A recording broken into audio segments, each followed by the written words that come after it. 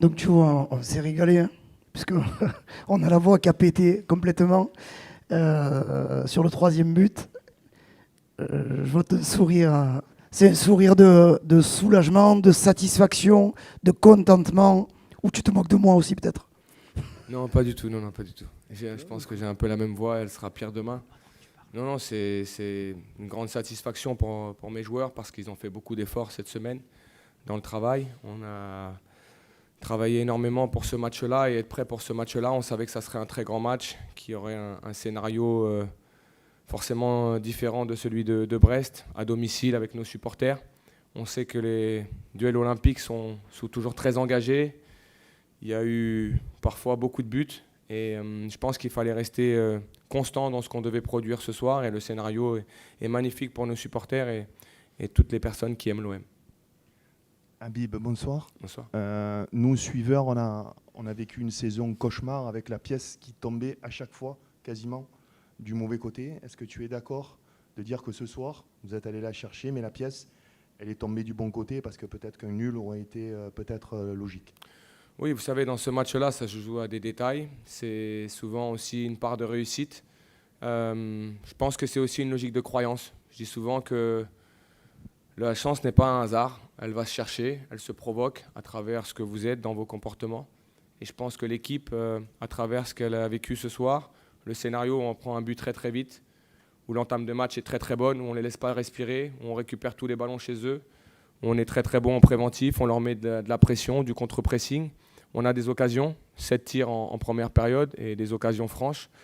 Mais comme vous le dites, on a aussi Géraud qui nous fait un arrêt incroyable et qui aurait pu être une balle de 2-0. Donc il faut de la réussite dans ces matchs-là, mais il faut aussi de la constance. Et de la constance, on en a eu sur ce match-là. Donc oui, de la réussite, on en a. Elle tombe du bon côté. Mais il faut savoir aussi aller provoquer ce type de scénario. Coach, est-ce que ça peut être un déclic? Parce que vous l'avez dit, tout n'a pas été parfait, mais on sent que cette victoire peut vous libérer et peut débuter pour vous, pour ce groupe, une aventure vers ce sprint final.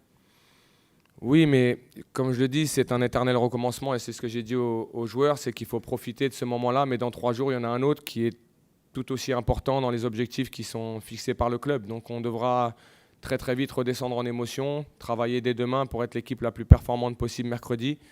Pour moi, en fait, les dynamiques, elles s'entretiennent. Et donc, on ne peut pas considérer que là, parce qu'on a ce scénario-là, d'un seul coup, on serait une équipe complètement différente. Ça, c'est l'avenir qui nous le dira. Mais le travail, en tout cas cette semaine, ils l'ont fait exactement dans ce qu'on leur avait demandé. On les a poussés à la limite, et vraiment à la limite, parce que c'était important de voir jusqu'à où ils pouvaient aller. Ça a été dur cette semaine-là de travail, mais ils n'ont pas rechigné à la tâche, ils ont travaillé. Je l'ai dit, moi je suis aussi sur les acquis de ce qui a été fait dans ce club. Je ne suis pas là pour déconstruire, je suis là pour amener une méthodologie qui est différente, peut-être un style de jeu un petit peu différent avec un petit peu plus de verticalité, mais ça demande que physiquement, on soit beaucoup plus abouti dans ces notions de contre-pressing, dans ces notions d'intensité, ce que j'appelle un petit peu le flow tactique et ce flow d'intensité qu'il faut qu'on ait, c'est-à-dire être capable d'en remettre, d'en remettre et d'en remettre. On a eu un creux, je pense, vers la 60e minute. On a su rebondir dans ce match à l'orgueil avec notre public, mais voilà, c'est tous ces éléments-là qu'il faut qu'on arrive à continuer à faire progresser dans l'équipe, mais tout en gardant les acquis que cette équipe a depuis très longtemps. Bonjour coach, je voulais parler avec vous un peu de l'entrée de Peixao qui a été un élément important dans cette deuxième période. Est-ce que son entrée vous a permis d'avoir un peu plus de verticalité, d'éléments provocateurs qu'en première période où malgré les occasions on avait senti que, hormis peut-être Mason Greenwood, il manquait un joueur capable de faire la différence à 1 contre 1? Et plus globalement, est-ce que vous pouvez parler de votre changement tactique avec la sortie de Tiber en début de deuxième période? Alors pour Quentin, je vais être très honnête avec vous, c'est pas du coaching, c'est qu'il s'est en fait démis l'épaule. Donc en fait aujourd'hui on lui a remis, mais la douleur était importante, donc on a fait ce changement-là en réaxant Ahmed et en mettant Igor parce qu'on connaît les qualités d'Igor. On a surtout vu en première période qu'il y avait beaucoup d'espace sur ce côté-là et sur le côté de Tim avec Mason, puisque le fait de défendre aux losange, il défendait énormément côté ballon et il libérait toujours l'espace opposé. Donc ça, on l'avait vu aussi dans l'analyse de ce match-là. Je trouve que Mason a été provocateur, percutant, il a une grosse occasion, mais Ahmed l'a été aussi. C'est peut-être dans la finalité et dans le dernier geste, mais il a eu aussi des situations où il a été intéressant dans le 1 contre 1. Et je pense que Igor, on connaît toutes ses qualités, son but est fantastique. Moi, ce que j'aime chez Igor depuis que je le découvre, c'est ce que je lui ai dit, c'est que je veux le voir jouer avec le sourire, avec le plaisir, parce que c'est un garçon qui amène énormément de joie au quotidien et qui mérite ce qu'il a vécu ce soir, un peu à l'image d'Oba et ce doublé. Bonsoir coach, ici, vous en avez parlé justement un peu de l'intensité. Il y a eu une belle intensité, il y a eu un bel état d'esprit ce soir, notamment d'un point de vue offensif. Justement, quelle a été la clé selon vous de cette belle animation offensive?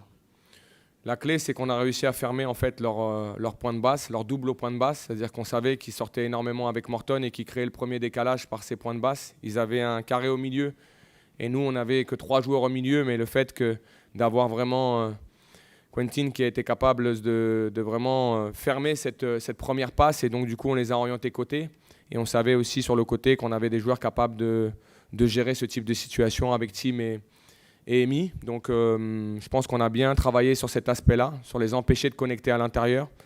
Ensuite, c'est une belle équipe en face, on le sait, c'est pas n'importe quel entraîneur non plus.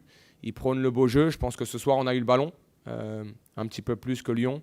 Ils ont été bons dans le jeu, on a été également bons par séquence. Maintenant, encore une fois, vous l'avez dit, c'est le scénario du match qu'il faut souligner ce soir, plus que ce qu'on aurait mis en place. On a été très compact, je trouve, dans nos lignes, puisque ce 4-2-3-1 était intéressant sur le fait d'avoir un joueur avec Oba qui lui permettait de ne pas non plus faire trop d'efforts sur cette pression, mais Oba en a fait beaucoup. Donc on est content, très content de ce qu'ont donné les joueurs, et c'est une belle victoire. Habib, bonsoir. Bonsoir. Une question justement sur Aubameyang. Vous lui avez glissé un mot à la fin. Je ne sais pas ce que vous lui avez dit. Si vous pouvez nous le lire, ça peut être cool.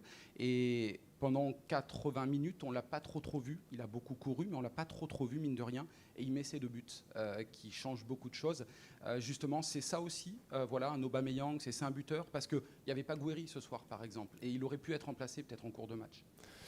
Oui, mais je n'ai pas attendu de découvrir Oba ce soir pour savoir qu'il était un buteur. Je pense que je le suis depuis très longtemps et il marque toujours beaucoup de buts.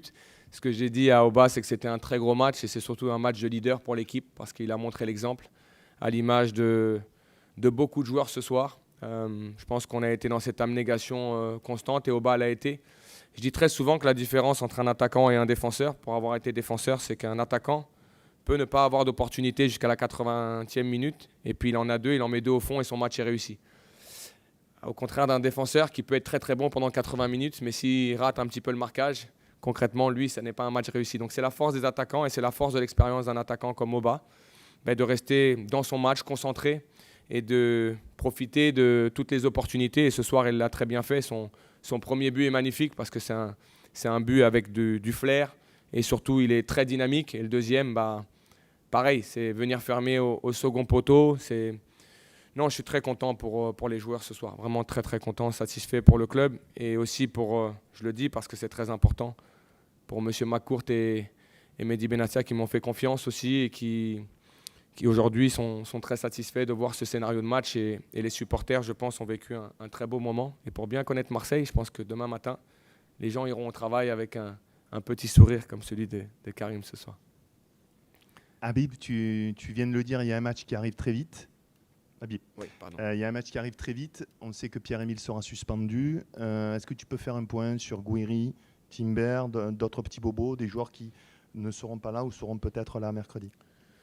Amine, c'était juste un petit peu juste aujourd'hui. On va continuer à voir comment il se sent d'ici lundi et mardi. Pour Quinten, c'est différent parce que c'est l'épaule et quand ça bouge, ça fait mal très vite et de par moment, ça peut être régulé par la suite, donc on verra. Et oui, Pierre est suspendu, ça on le savait.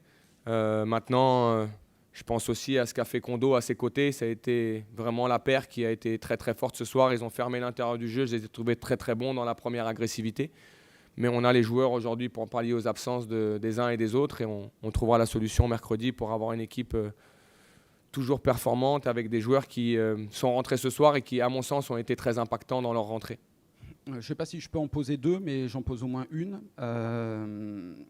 Balerdi titulaire, Balerdi pas capitaine. Pourquoi Højbjerg le brassard et pourquoi Balerdi pas le brassard? En quoi ça peut être aussi important peut-être pour lui?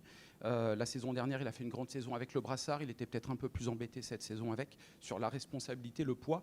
Quel est votre regard par rapport à cela? Parce qu'il fait un gros match, quoi. Oui, Léo a fait un très très gros match. J'aimerais garder la discussion que j'ai eue avec Léo à ce sujet, mais en tout cas, je l'ai vu. Je lui ai expliqué pourquoi je souhaitais le décharger en quelque sorte de cette responsabilité. Je pense que Pierre aujourd'hui a cette expérience au sein du groupe. Mais ce que je veux dire aussi, c'est qu'aujourd'hui, des capitaines, on en a beaucoup dans ce groupe-là. Je pense à Naïef, je pense à Oba, je pense à Pierre, je pense à Benjamin Pavard qui a beaucoup d'expérience, je pense à Amy, je pense à Géraud. On aurait aujourd'hui, pour moi, c'est un symbole important parce que je sais, je l'ai eu, donc je sais à quel point c'est important.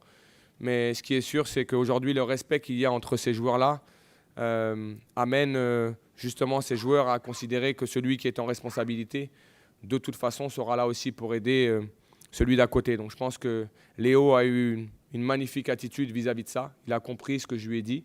Et ce soir, son match lui donne en tout cas tout le crédit qu'il a montré ici depuis qu'il est à Marseille. C'est un très très grand défenseur. Et dernière question. Oui, bonjour coach. Question assez rapide. On a eu juste avant vous le coach Fonseca qui expliquait que selon lui, la meilleure équipe a perdu ce soir. Tout simplement pour avoir un peu votre réaction vis-à-vis de cette déclaration. On a tous nos sentiments et nos analyses. Bon, s'il considère qu'il était la meilleure équipe, la réalité c'est que je dis souvent que le score, il n'y a pas de hasard en football. Donc je ne vais pas remettre en question ce qu'il a dit. Tout ce que je sais, c'est que c'était un match qui était vraiment difficile pour nous parce que c'est une très très belle équipe en face. Ça a été un très très beau combat qui a ressemblé à ces combats d'Olympique qu'on a pu voir ici par le passé avec beaucoup de buts. Et on est très satisfait ce soir en tant que club d'avoir vécu ce scénario et d'avoir donné beaucoup de plaisir aux supporters et j'espère à vous aussi qui avez observé ce match. Merci beaucoup. Merci à vous. Miel, citron, Miel, citron et ça passe.